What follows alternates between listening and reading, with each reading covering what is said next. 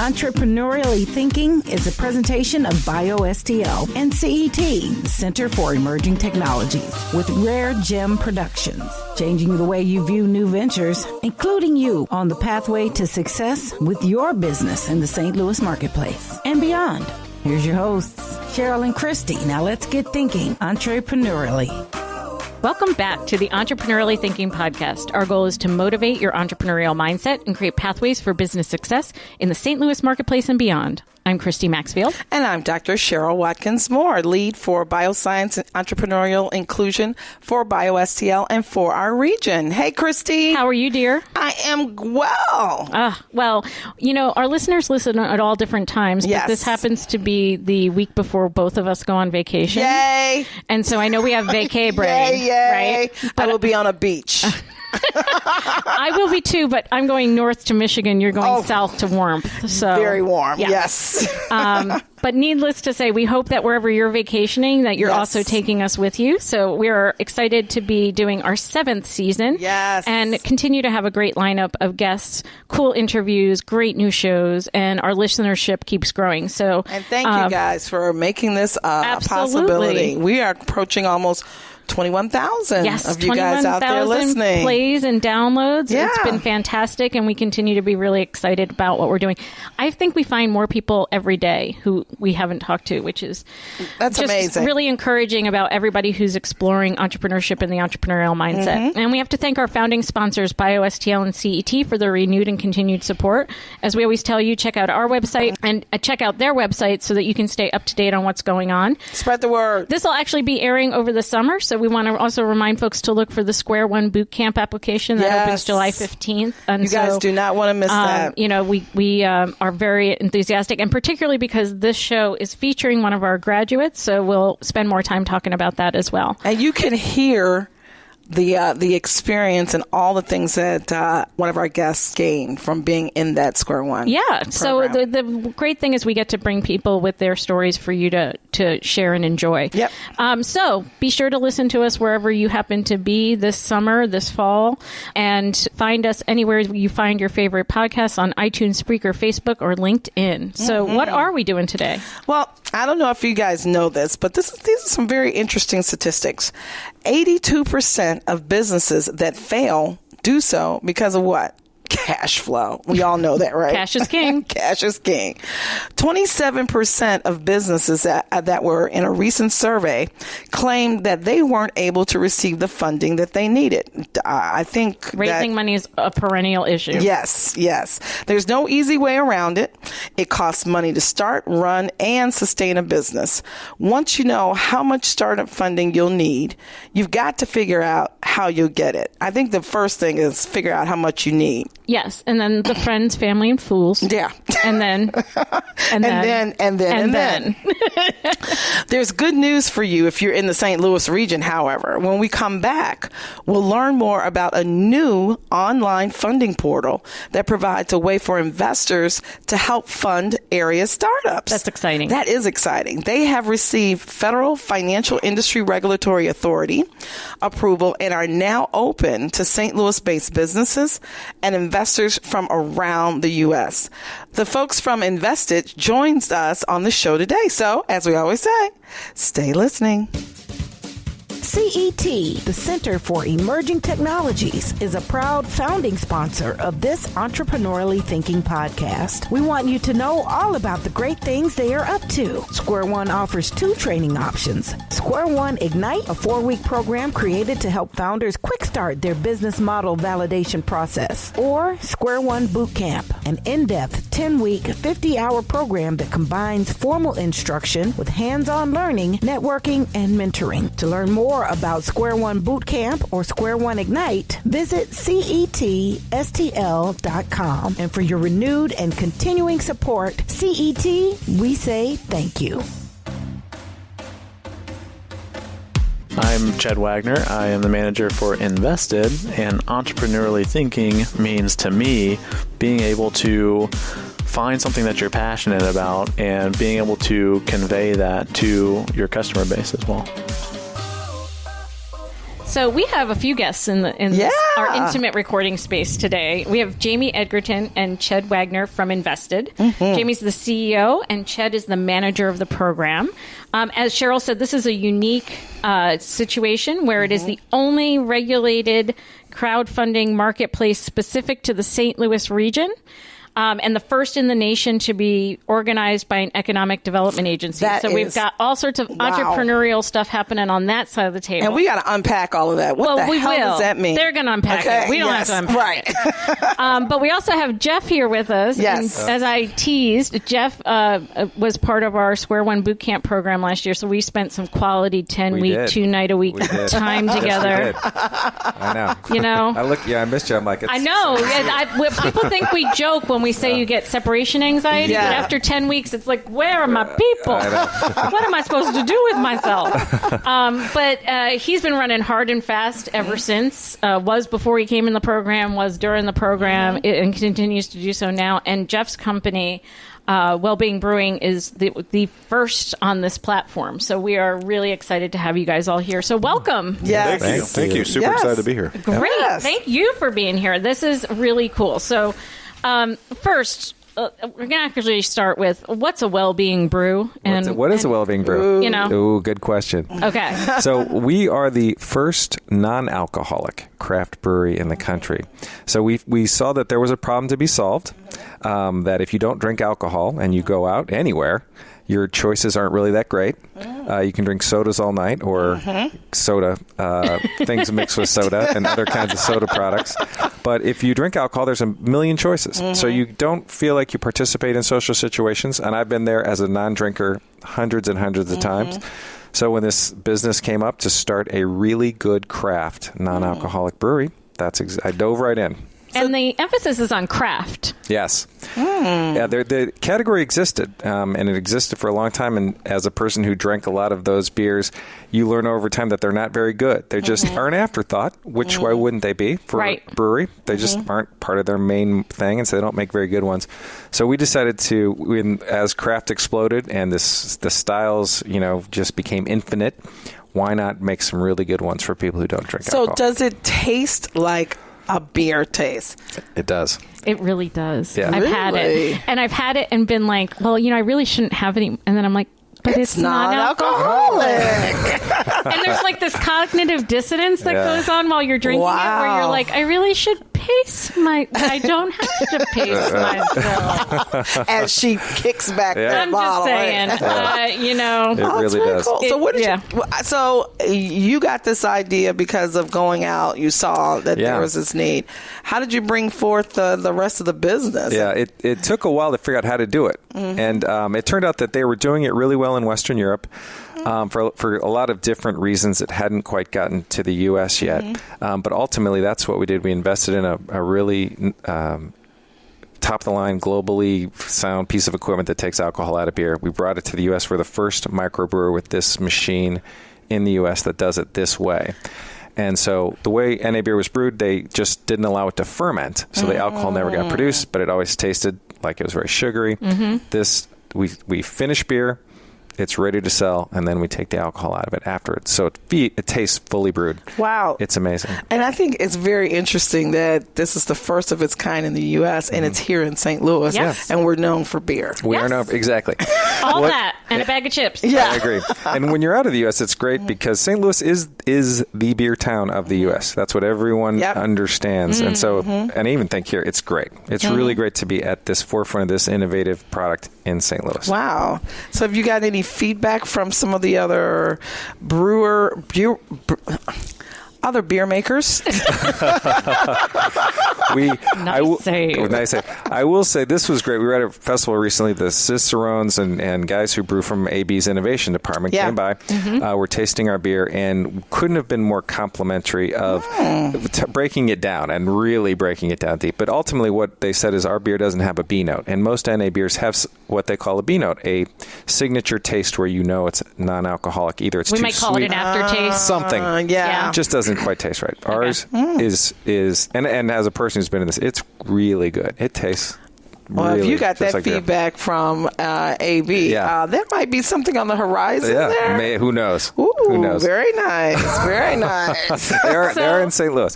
So while you're innovating on brewing and bringing this new product to market, Jamey and Ched, you guys are innovating on how to help folks raise money for ventures like this, right? So for our listeners, Nvested is Nvestd, correct? Nvsted. No, so not even an E in there. We take all the vowels out. Correct. Okay. Oh, wow, love it. So it's when you're looking, you're listening, you're hearing all those vowels, but when you're looking online, it's the vowel-less one. Right. Correct.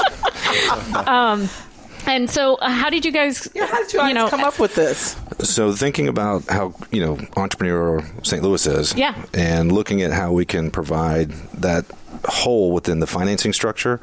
The law changed back in May of 2016, allowing non-accredited investors to actually participate in private raises. Before they had to be accredited, and there's a whole bunch of different financial. So this is when crowdfunding went from just being fundraising, correct, and donation based, and maybe product pre-sale based to actually being investor based options. Exactly right. So before you may invest and get a bumper sticker or the first product off the line, what this did is allowed you actually to invest in that company to buy shares, with the Jeff's position with his company, or maybe lend money. So there is an expectation for return. So it's like the stock market for the average person who can't be accredited. So we looked at how we could create this structure to benefit St. Louis businesses and came up with building this marketplace portal. And started working on it about a year and a half ago. I think what's really interesting is when you say for folks who cannot be or are not accredited investors, because in most situations, if you're looking to invest in something, you have to have a certain amount. Maybe, the criteria are such that it lends itself to keep a lot of people out of that opportunity. Right. And you guys, it's very, very different where you don't have that issue. If you have the interest, if you have the funding, you have the opportunity to get involved. Oh, absolutely. So, some of the financial planners we talked to said, well, why should all the rich people just have all the fun? Right.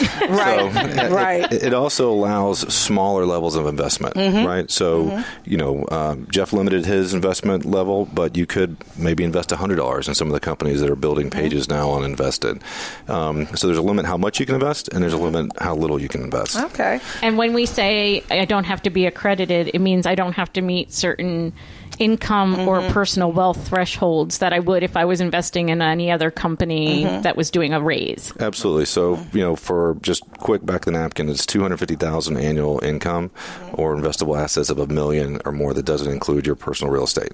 So that gets rid of a lot of folks. I'm out. Yeah, me too. So now with this new platform, we don't have to meet those thresholds. Correct. Right. Okay, awesome. Interesting. So how did you guys get into this whole, what was your background? Been in the business. I'm always financing interested. companies. Yeah.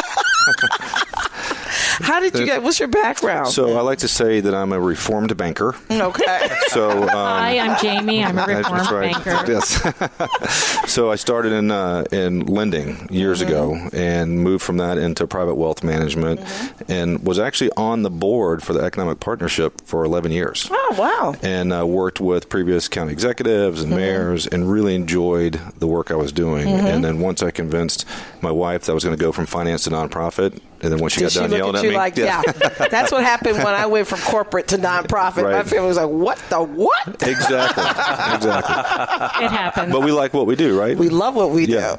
So that's my background, and then so it kind of made sense for me to be able to manage this process, and then bringing Ched on board, who also was in finance and banking. So now we can draw upon that experience to understand the investors, understand the businesses. We can, for the most part, talk intelligently about business plans and what type of structure they may want to offer. One thing I should say, we can't advise companies on what to offer. So since we're FINRA approved, we can't legally do that. We can provide examples. Right. But we always suggest they work with a financial advisor or planner, as Jeff did. And this fits like just what you said. We know that St. Louis has a vast number of resources for entrepreneurs here in the community.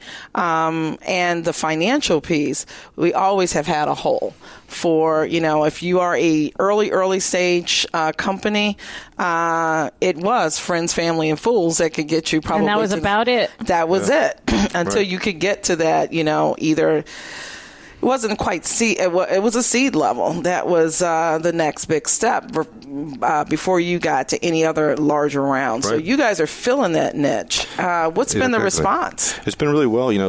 We like to say that the marketplace actually legitimizes that bootstrapping. So before we go your friends and family, before the law changed, say, hey, would you invest in my business? You get a check from them, drop in your account. Now it goes into an escrow account. And unless you hit that number, where that magic raise number for you is, you can't access those accounts if you're the business. So the hole that it fills is you may still have some traditional financing. Maybe your line of credit with the banks maxed out. Maybe you have a small business loan for only a certain amount of money. You can use this as part of that capital stack. Well, because some of the statistics, as we know, in many of the populations that we serve, they don't even have that. The friends and the family. Right. Yep. Let alone the fools. Right. Exactly. They might have fools, but those fools have no money. No money. The wrong kind of fools. Exactly.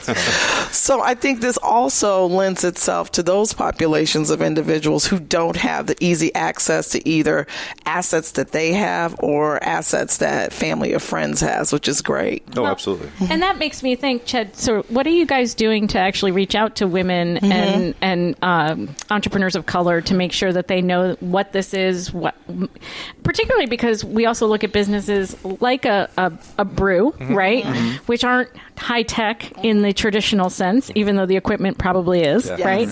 That aren't going to fall into, portfolios neatly into somebody's investing portfolio. So how are you putting the word out and making sure people know what this is and how they can use it? Yeah, we're getting the word out a lot of different ways. We're going and talking to different co-working spaces around town. That's a great way to get in touch with a lot of businesses. We are going to venture cafe events and making sure we have panel discussions available so people can come and learn not just about Nvested, but about the industry in general under regulation crowdfunding. And because it is a new industry, like Jamey said, it came out May of 2016. A lot of people don't really know the specifics of it. So education is kind of our main focus. And then in terms of the women and minority-owned businesses, I always like to talk about the Brown Smith Wallace Startup Survey that they do. And so main things on there were that startups said that they needed, right, that St. Louis could do better, was access to capital and marketing for the startup community in St. Louis, and making sure that women and minority-owned businesses had the same opportunities. And we at Nvested agree with all three of those. So as we're a part of the St. Louis Economic Development Partnership, we have programs like the Promise Zone who really focus on making sure that we're developing underserved communities and making sure that they are expanding. And so we want to take a part of that as well and invest it and provide those opportunities to those business owners.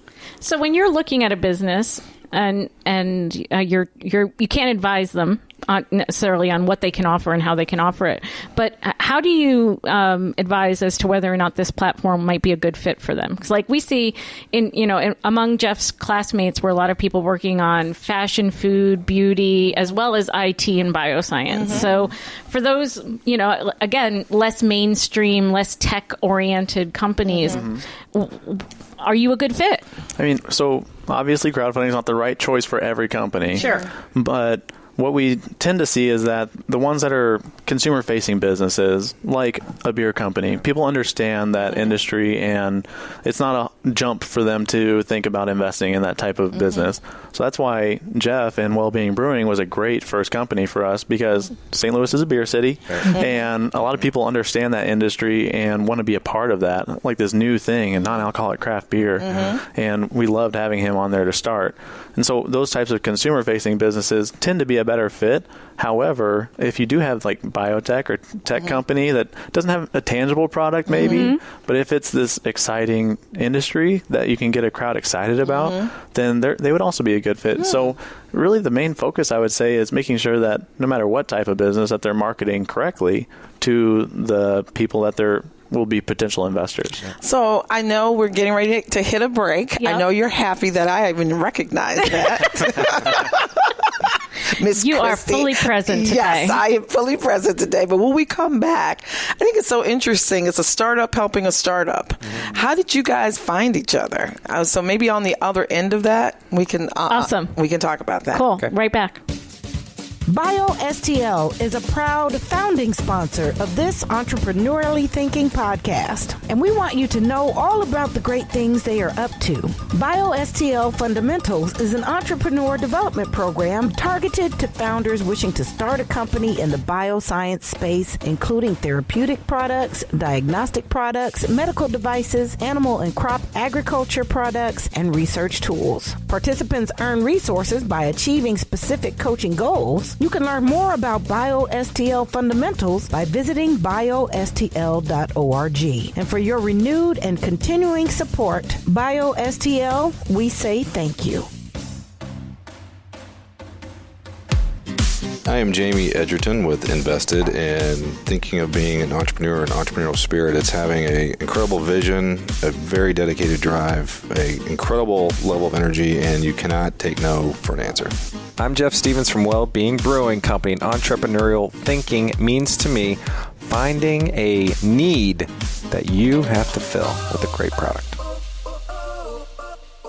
So we always want to know how folks meet. So if there are lessons What to be was that learned and dance things we can be like? replicating, Exactly. that we are doing that. And Jeff, I hear that you're the one to tell us the story of how you met. yes. How we met, I know. It's a beautiful It was story. across a room and your eyes connected, and then there was a non-alcoholic And it beer was a full exchange. moon. And then, Were you guys there? That's so weird. I don't know if it's that exciting, but in my previous life, the job I quit before I started this, I was a marketer. So I was, and I had a bunch of freelance gigs, and Happy Medium actually called me in, who built the site. So And what is Happy Medium? Happy Medium Yes. is a website development company here in town, and they built the Nvestd platform. They actually did the coding and built the thing. And I knew their producer really well, just from a previous life. So they had called me in as a freelance project to name Nvestd. to take out all the vowels. Yeah. That's you. Well, it's funny. We were throwing names up. What are we going to call this thing? So this is 6 months before, right? This is a long time. Oh, So I wow. had known about it just because I had done some marketing for it. But 6 months later, as they're closing into this thing, I knew from when that was, I was always interested in being on it. And so when this thing came closer to reality, I was like, we want to be the first business on this, for sure. Wow. And I thought, for me, and I don't know, if you're familiar with the NFL, but there's one team in the NFL that's owned by the citizens of the city, the Green Bay Packers, and it's kind of interesting. Really? So they always sell out. The city just is cheeseheads. crazy about this team. They have a Cheeseheads. relationship. Because I'm a Bear fan. Hello, I'm from Chicago. Sorry. Okay. I don't want to rub any wounds here or anything. We didn't say we liked them, but Yeah, no, it's a good model. We were just saying that the crowd enthusiasm. That's Yes. right. That's right. So for me, that's what it Bears. felt like. If we could go out and get people in St. Louis invested in our brewery, own a piece of your brewery, was such a powerful idea for us that it was a no-brainer for us to go on this thing. That's really cool. Wow. Yeah. So how much are you working on raising through the platform? We have raised, and when this airs, our raise will hopefully be over, and hopefully we'll have raised $200,000. That's Wonderful. amazing. Which is unbelievable. And you had already been in market by the time you guys went on this platform, because I feel like right after square one, every time I turned around, there was a sign at some restaurant or place that was at. I was like, that's my Jeff. Yeah. And We were. actually, to the point where my husband saw the article about Nvestd and sent it to me. He's like, he's one of your guys, isn't he? And I'm like, oh, yes, he is. So we take a lot of pride in ownership in the people we work Yes. with. Yes. But you had already been in market, and some folks might say, like, so what did you need the money for, right? Oh. But Yeah. I know. Yeah, you need money. Yeah. Turns But out. what is $200,000 going to help you do? Yeah. Ultimately, what it will allow us to do is pay for marketing that we would never have to pay for. So tactical marketing, and when you're in the beer business, you have to go sample beer. And when you have retail deals, you have to go put people in the stores to sample the beer, and that's just how it works. Yep. And that costs a lot of money. So Okay. ultimately, what we're going to use this for is digital marketing, because we sell direct to consumers, and then retail marketing, because we sell at retail. So those are the two big things that will help us And do. that's really transferable to a lot of our food and beverage entrepreneurs, because we know whether it's a salsa or an NA beer, Anything, you've got the consumer has to taste it, right? Absolutely. And so whenever we're talking with those folks who come through our program, and we see a lot of food, fashion, and beauty. I was surprised how much. Well, that was my track, obviously. So I was right. You got immersed in that, but yeah, so many interesting products in those spaces that you wouldn't think St. Louis is, and that's not what I was expecting, right? Because you always hear about the tech and you always hear about bioscience, but you don't hear about the 20 food and beauty fashion things. Sort of. So I was like, these are all awesome. They are. They're and really I think awesome. that's where BioSTL, because we focus on traditional life science, but we are expanding that opportunity because, as what we talked about, there's STEM chemistry. comes in many forms, exactly. right? The's chemistry in beer. Yeah. Okay. That's how all. you put it together. Right. Okay. That is brewing. Exactly. It is chemistry. And we have chemists who are doing beauty products, right? Beauty products. Those lines get blurred all the time. Absolutely. And I think, shaking those examples of folks like Jeff who have been able to use platforms where, again, it actually sounds like Nvestd was almost made for, even though it fits a lot of different, those consumer products folks who sometimes feel left out of the, the accelerator loop and all of that, in fact, might actually have a home that's sort of made for them, which is really exciting. Right. So how many companies have you guys brought on? So right now, Jeff's the first. And one thing I want to mention, too, which was remarkable, it goes back to his product and his acumen as a marketer, is he was able to hit his raise in 58 days. Wow. Which is huge. So I have to say, when people ask me, and they always ask me, so what do you think of crowdfunding? I'm always like, oh, man. And usually my oh, man is, unless you have a lot of people and a lot of people you can activate, that can be a hard road to hoe, because that's not just put it out there and everybody comes and finds you, right? Absolutely. Yeah, absolutely. I think that, we did some research early on. And by the way, I just found out that you may have named Nvestd. I'm gonna call Dan after this. But we did some research through Washington University, and it was over 90% of successful crowdfunding campaigns are successful before they even go on it. It's like capital campaigns, right? Exactly. You don't announce until you've already raised most of the money. You don't go on the platform until you've kind of got all your ducks in a row and people lined up to actually use the platform, right? Right. Yeah, Jeff was working hard getting the word out before that. And once he launched, too. Yeah, and I think that's the biggest thing is you will need to do a lot of pre-work. And because we were launching at the same time, there was like a little month delay. Wow. To where it was... We wanted to make sure all the bugs were worked out. When you launch a website, it is a Herculean task. Yes. And so many bugs. Especially one that you need to do a lot on. It's not just informational. It's actually like... This is real. You got to do stuff on it. Is that a brochure site? And it's an e-commerce site, right? Because people are putting their money through... It's transactional. Transactional, yeah. Correct. Right. Yeah, they will press the button to invest. They'll agree to the disclosures, and then that money actually does go into the escrow account when they do that. So we need to have those procedures in place. Exactly. Make sure that it all works correctly, right? Hence the month delay. And then we sort of launched our campaign, but you got to do it just like you'd market anything. I mean, you got to reach out. It's the way I explained it was, we're running for office. We get elected if we make this amount of money, and we need to call, and we need to email, and we need to get people excited. So you have to campaign. You got to campaign. Right. You got to campaign. And so that's kind of how it works. But it's great. So what were some of the learnings that you guys had? Because how long have you been functioning? Since April 18th. Yeah. Wow. 18th. So startup. Not long. When we say first, we're not looking back historically. Exactly. We're in the very present moment. Right. So you're still learning. Oh, sure. I mean, what we just touched on here was the footwork that goes on, right? The ground level, grassroots that need to happen all the time. And then for us, it's really making sure the company is just a good fit, as you mentioned before. I was going to ask you guys vet these companies? Somewhat. We can't legally say yes and no, except for the vice companies. We can all imagine what those aren't really going to be appropriate for the website or the marketplace. Understood. Right. But it's business plans. They have to have a strategy, obviously. They have, it helps if they have a, advisory committee. It helps if they're already in market, like Jeff. So how do they So it make helps this if they happen? went through Square One. Square One. Our other training programs. Absolutely. That'd be a perfect fit. I was going to say, really this was my setup. See? Sorry, girl. I couldn't wait for the setup. Yeah. It was, how do you get these companies to recommendations, like from square one? Or if I have a company and I say, hey, I want to reach out to you, how does that work? So typically it's out doing stuff like this, right? Or meeting with the companies, or meeting with yourself. Ched and I are out all the time. Okay. Lunches, coffees, breakfast, dinners, and just really kind of spread the word. So feed them. Yes. And have a meaningful conversation. A lot of Jeff's beer. And, helps. It's a nice alignment. Yeah. Right. And it's not alcoholic, so you can't say, I signed some crap and I didn't know what the hell I signed. That's funny. Yeah, it eliminates the regret. That's right. Yes. Exactly. Wow. So, awesome. Over some of non-alcoholic beer, we usually go through the process, and then we talk to them about, hey, there's a very low barrier to entry, so it's about $2,300, which does not go to us. Okay. It all goes to third parties, so it's background checks, just to open the escrow account. Our organization Nvestd, we actually do not receive any funds at all unless it's successful. Okay. And that was a big deal for us. And then is that a percentage of what's raised? It's 5% of the successful raise. Oh. Cool. So we don't take an equity position in the companies. Some of the other crowdfunding sites do.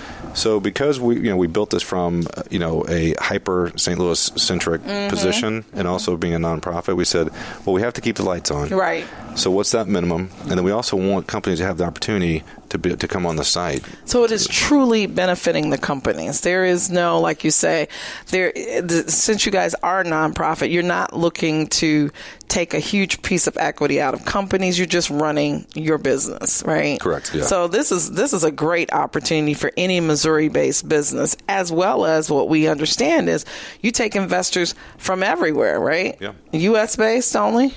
Investors, U.S. citizen. Okay, U.S. citizen. So if you're in any of the 50 states or the many territories and you're a U.S. citizen, you can invest. And the company itself needs to be based here in Missouri because taxpayer dollars were used through the Economic Development Corporation in order to actually create the platform. Absolutely. Which does bring an interesting dynamic because we are focused only on St. Louis or St. Louis region businesses, but we can accept investments from anywhere. So we kind of have multiple ways that we get the word out about our site, whether it's geared towards potential businesses or potential investors. We want to make sure that everybody in the United States knows about the site. Absolutely. And that's focusing that economic impact here in our region. And this has been one of my, as BioSTL knows, this is one of my visions. All of you guys out here who want to start businesses in other cities, this is why you come to Missouri and start a business. And that's why you come to St. Louis. Unique. I was going to say, exactly. we that's very much focused on the economic development of our region, but then also sets a model for other communities, whether it's Springfield or Kansas City or Rolla or Cape or wherever it might be. So all you women, people of color, immigrants, hello, you need to come here. Give us a call. Give us a call. We'll take you to lunch. Yeah. Awesome. We love that. That's my plug. Okay. And one question we get asked a lot, Ched and I was like, well, how do you market this? Right? So we're putting together a campaign where we're targeting cities around the United States. To let them know about the investment opportunity? Absolutely. So maybe, whether it's Atlanta or Chicago or Seattle or San Francisco, the obvious hubs. And then, we're doing a pretty extensive PR campaign once Jeff's round's closed. And so that's amazing. So that's helping these young businesses who are cash-strapped for marketing dollars. You're helping accelerate that message and that platform because you're helping them to do marketing as well. Right. So that's phenomenal. Yeah, we're not marketing the businesses themselves. We can't do that, but we can drive the traffic to the site. Yeah, exactly. You're putting their brand out there, which is great. And I know you're busy building your business, Jeff, and not to take any time away from that, but I would say one of the unique perspectives you brought to your own business was the marketing piece. Like we all come with our strengths, right? And some of us are technical experts. We know how to make the thing that we're making. Some of us are more finance or accounting oriented, and you happen to come with the marketing piece as part of your skill set. Right. Do you think there's going to be learnings from this, though, that you could share that would help folks who don't necessarily come with all of that acumen to better leverage that? Because I could see that being a real value of this experience as well. Yeah, absolutely. And I think what we learned is how to run a very specific campaign in crowdfunding. It's different than you'd run if you were trying to launch a product or trying to reach a mass amount of people. There's a very specific audience that you're going after. It is an email list that you have or people you know. Yep. And it's interesting, once we took a step back and tried to figure out all of the people that we actually know, between your LinkedIn contacts, everyone who's bought beer from me, everyone who's on my newsletter, various other mailing things that you've gotten, that becomes who you're going to go after. So if businesses were coming on this platform as a game plan that I could help give them, and I can put them in touch with, I had an agency here in town that helped me do this. That was fantastic, called 5 Contacts. Okay. So, but they're just, yes, there's a very specific way to do this, and we've learned how to do that from our perspective, just getting that going. And then these guys have done a great job getting the word out. So, and that's the mass, trying to get as many people driving traffic doing that. So between the two, when you launch, I was launched, they were launched, we had no idea. We were all like, is this going to work? I hope. I don't know. But it did. Lots of prayers. Well, Lots and what I'm also hearing, too, is, a lot of times entrepreneurs will be like, oh, well, I don't have a marketing background, and I don't have a big Rolodex, and I don't have this, and I don't have that, right? What I'm hearing, too, is even though you may have walked in with some more of those things than other people did, you still needed other experts to help you execute, right? And we're always talking with folks about how do you build your network? How do you tap into professional resources? How do you know when you have to move from free advice to paid advice? You know what I mean? Like all those things. And it just happens to be right now in the context of crowdfunding. But I think that's a perennial issue for entrepreneurs in general of figuring out, when is it right to spend this money on this thing? Because the potential for that to go so much bigger is... it's hard. It is hard. And making those decisions about where to invest and when to invest and how to invest in your own company, right? To get investors to invest in your company. That's not an easy task. No, it's not. So do you guys see competition springing up around the country? Because you guys are the first ones out there with this model. You know what? I certainly hope so, because we own all of the rights to the code and images. Their intellectual property. Yes. So guess what? We will be happy to you. That's right. That's right. So that was part of the plan. Well, it's about sustainability for you all too, because while taxpayer dollars have helped create it, there needs to be a sustainable way to maintain it for the benefit of all. And we've actually gotten 2 calls from 2 different organizations similar to ours out of state. Oh, that's good. exciting. That is exciting. Literally just received one. Ched got one this week. I talked to somebody last week. So hopefully that, because what? Think about this. Our vision is if it builds out our economic impact and is helping the cities elsewhere, it's just good for everybody. Yeah, it is. It's win-win-win. And so, Jeff, for you, obviously $200,000 will be a milestone. Yeah. What does success look like? Yeah, what does success look like down the road? Yeah. AB buying. Wow. That'll be AB buying you. Well, yes. I mean, wouldn't that be great? Somebody like that comes along. Hey. It's funny. Right now, it's funny. You get very focused on the next 6 months, the next year, and I think a year from now, if we have beer across the country, I will feel like we have succeeded. And we're growing it like that. And that's great. I think just from, you think about just being from St. Louis, and this was super innovative, the platform. Yes. I thought was one of the most innovative things I'd heard just to help the city, and was like so exciting. And then I hope that if we can do this innovation in beer and get that out everywhere too and be known for that, I think there's just something exciting about that. It is. Yeah. That's great. So like I said, raise a glass of WellBeing Brew wherever you might be. I feel like I find it all places, but I'm particularly attuned. So if folks want to make sure they know where to find you, where should they look for you? In the area, we were in all the Schnucks, Deerbergs, Whole Foods, Fields Food. So we have cracked the grocery stores, and knock on wood, it's been great. So most grocery stores have us. And then online, if I wanted to find you? Yeah, wellbeingbrewing.com, and we ship anywhere in the country. So if you're outside of St. Louis and can't find us, please order some, and we will ship it to your front door. Do you ship to your Jamaica? non-alcohalic whiskey. Wow, I don't know if we've shipped to Jamaica yet. That's a good question. Oh, you want it for your 2 weeks? I want it for my 2 weeks.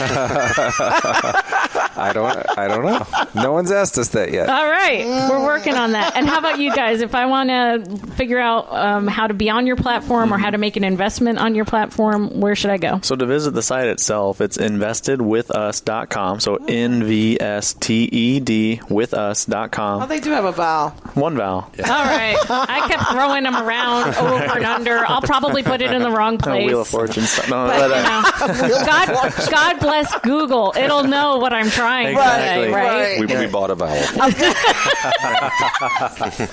I love it. And if you want to catch up with us on social media, it's all just that Nvested with us is all of our tags on Facebook, LinkedIn, Twitter, and Instagram. So very cool. Awesome. I love this concept. I love it. Well, thank you guys. Hopefully we'll be putting a lot of deal flow into the pipeline. Yes.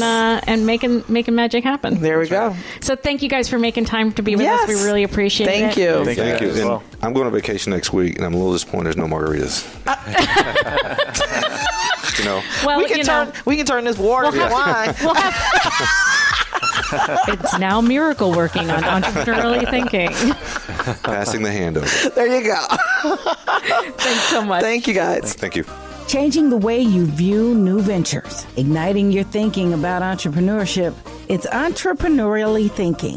Get connected and discover more. Visit our website for show notes, resources, information about our guests, upcoming events, and of course, all your favorite episodes. If you have any questions, be sure to leave them for us in the comment sections, and be sure to leave us a 5-star rating on iTunes. The best way to show love is to share. Let everybody know that you're thinking entrepreneurially. So visit our website, entrepreneuriallythinking.com. #ETHINKSTL. Entrepreneurially Thinking is another positive production of Rare Gem Productions. Thanks for listening.